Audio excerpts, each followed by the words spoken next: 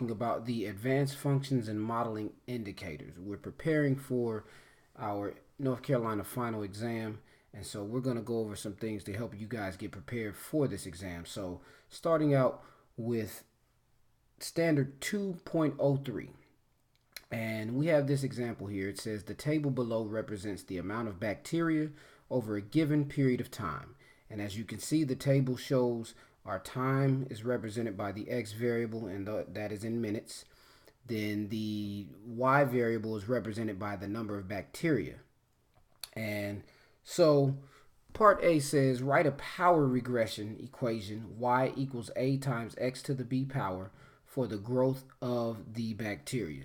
Now, if you put the values here, the values of time into your L1 table, that works. And then if you put the values of bacteria into your L2, then you can produce a regression equation. So what you want to actually do is you press the stat function and you go to edit and enter these values in your L1 and L2. Once you do that, then you can go back and press stat, and then you want to calculate. And once you go to calculate, you want to go down to the power regression, which is letter A. So you want to go down.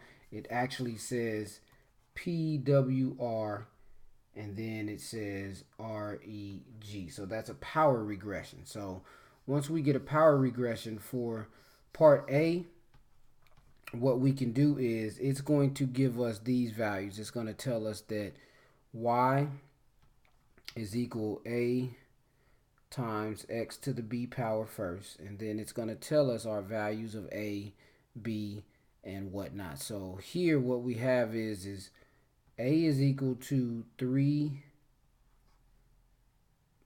and 15 thousandths. Notice the question tells us round to the nearest thousandths. B is 1 and 397 thousandths. And then we have our R squared value, which is 0.999. And I'm going to talk about the R squared and the R value.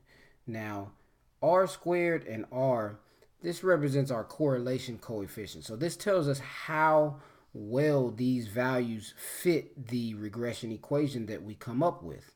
So for part A, we want to write a power regression equation, and we're just going to take this stuff right here. So we're going to write that equation. So Y equals 3.015, and then times X to the 1.397 power. So this is our regression equation here. This is our power regression equation. So we're going to use this. And basically what this says is if I plug in these X values for time here into this equation, then I should get my output of the Y value.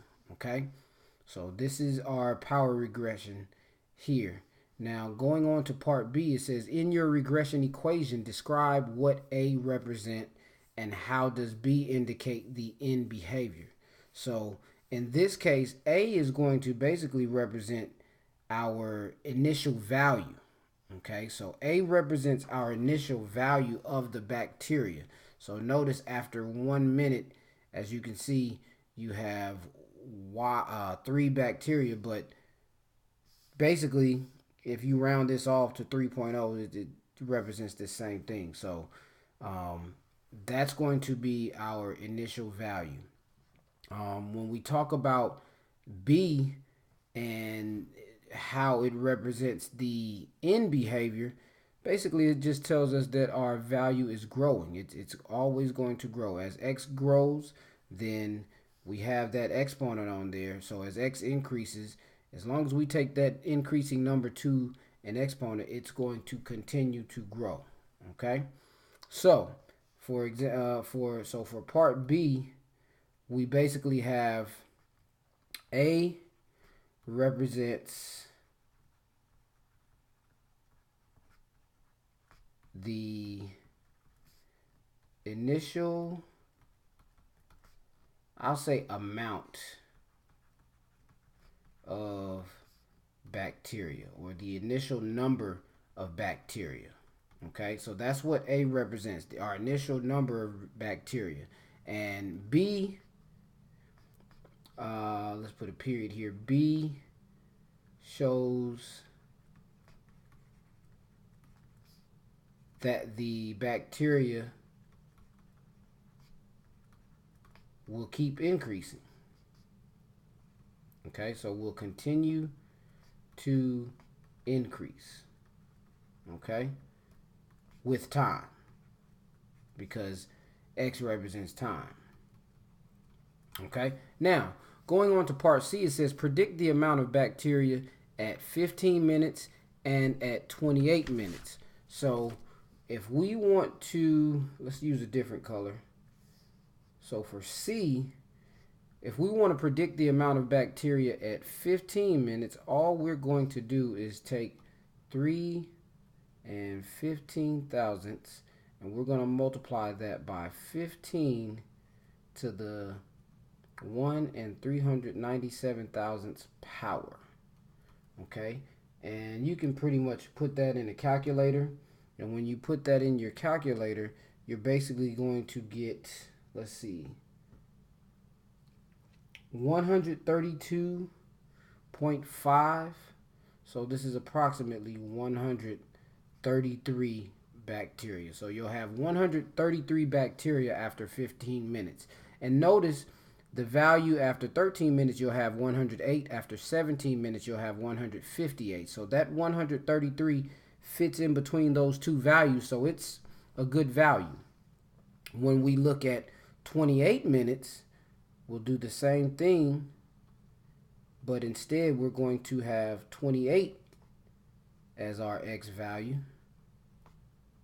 And when we calculate that, we will get 317 approximately. The exact number that the calculator will give you is actually 316.9. So we'll have 317 bacteria after 28 minutes. Now, this last part D, it says write the predictions from C. Which predictions from C is an example of extrapolation and which is an example of interpolation. So the difference between extrapolation and interpolation is extrapolation, you can kind of remember it from the Latin language. In Latin, the term extra means beyond, and the term inter means between. So basically, the example of interpolation would be 15 minutes, because that is the number that is in between the pieces of data, the data set values that are already given, versus extrapolation that goes beyond the data values that are already given. So the 28 minutes would be extrapolation, versus the 15 minutes would be interpolation. And once again, interpolation is when we predict a value that is between the given values of our data set. Extrapolation is when we predict a value that is beyond or outside of the given data in our value set. So this is just an example of how we can take standard 2.03, working with power functions, and how we can show how to not only produce a regression equation or power function, and then how we can interpret the constants and the coefficients and the different parts of that particular power function.